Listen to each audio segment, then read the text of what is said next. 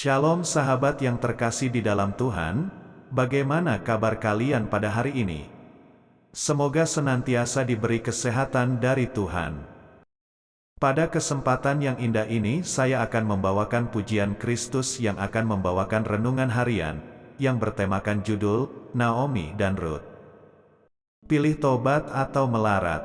Tetapi ia berkata kepada mereka, "Janganlah sebutkan aku Naomi. Sebutkanlah aku Mara, sebab Yang Maha Kuasa telah melakukan banyak yang pahit kepadaku." Tertulis di Rut 1 ayat 20. Pada saat terjadi krisis ekonomi yang cukup parah di Israel, Naomi dan keluarganya pergi meninggalkan tempat tinggal mereka, yaitu Bethlehem, dan pergi mengungsi ke Moab.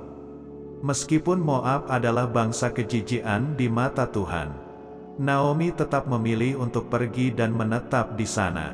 Namun, keadaan Naomi tidak menjadi semakin baik. Diawali dengan kematian suami Naomi, Elimeleh, di tahun pertama setelah kepindahan mereka ke Moab. Kemudian disusul oleh kematian kedua anaknya, Mahlon dan Kilion, setelah tahun ke-10 mereka tinggal di Moab. Akhirnya, Naomi memutuskan untuk kembali ke Yerusalem bersama dengan satu menantunya, yaitu Rut.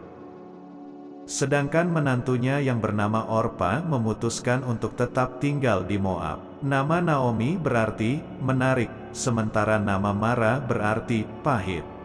Sekembalinya dari Moab, Naomi merasa sebagai orang yang penuh dengan kepahitan karena tadinya ia pergi dari Israel dengan tangan yang penuh. Tetapi Tuhan memulangkannya kembali dengan tangan kosong. Meski demikian, dalam keadaan seperti ini, Alkitab tidak mencatat di mana Naomi mempertanyakan kasih dan penyertaan Tuhan di tengah kepahitannya.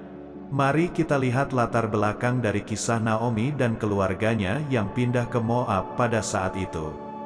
Elimeleh dan Naomi berasal dari keturunan keluarga yang cukup berada.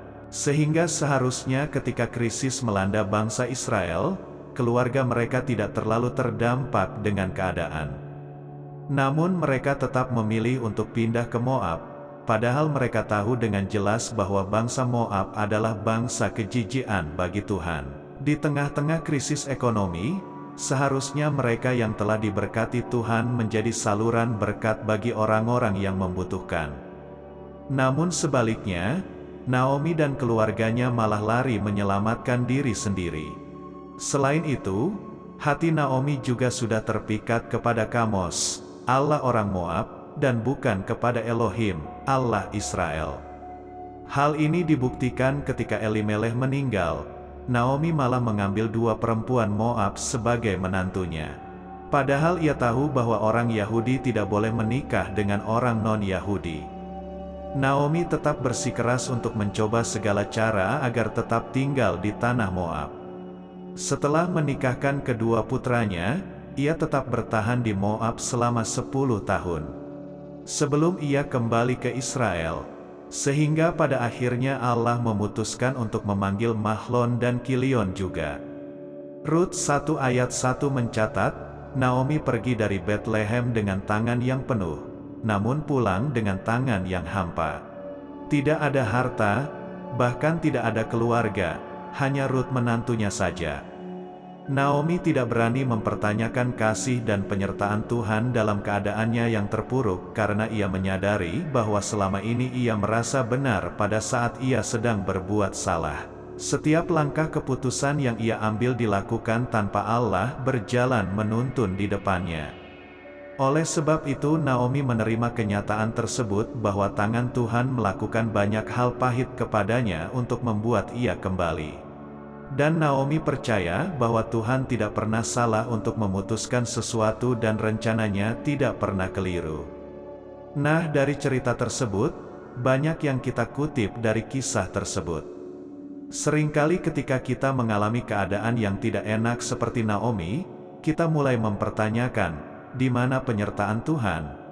Katanya Dia adalah Tuhan yang mengasihi anak-anaknya dan senantiasa berbuat baik buat anak-anaknya, tapi kok bisa menyakiti, bahkan memahitkan hati anak-anaknya? Padahal segala sesuatu yang Tuhan lakukan hanya karena Ia mengasihi kita dan ingin menarik kita kembali kepada rencananya. Jika Allah mengizinkan kejadian-kejadian tertentu menimpa kita, bukan karena Allah membenci kita. Ia tidak ingin membuat kita menderita, melainkan Dia ingin membuat kita menyadari, jangan sampai kita merasa benar ketika sedang melakukan kesalahan. Mari belajar dari kisah Naom yang baru bertobat setelah Tuhan membuatnya melarat. Arti dari kutipan-kutipan cerita tersebut, saat Naomi masih jadi konglomerat, ia melarikan diri ke Moab karena enggan berbagi dengan orang-orang sekitarnya yang terdampak krisis ekonomi. Tahukah Anda bahwa setiap kita diberkati oleh Tuhan supaya kita bisa membagikan berkat itu kepada orang lain, terlebih kepada orang-orang yang sedang berada di dalam kesulitan. Dengan kata lain, kita menjadi saluran berkat Allah supaya orang lain dapat merasakan kasih Tuhan, kepedulian, serta pertolongan Tuhan melalui kita. 2 Korintus 8 ayat 13-14. Sebab kamu dibebani bukanlah supaya orang-orang lain mendapat keringanan, tetapi supaya ada keseimbangan. Ayat 14, maka hendaklah sekarang ini kelebihan kamu mencukupkan kekurangan mereka, agar kelebihan mereka kemudian. Mari kita tutup renungan kita hari ini dengan doa. Terima kasih Tuhan atas firman-Mu yang Engkau berikan pada kami. Kiranya apa yang Engkau firmankan bisa kami tanam di hati kami masing-masing dan kuatkanlah kami untuk melakukan apa yang Engkau firmankan sesuai dengan kehendak-Mu.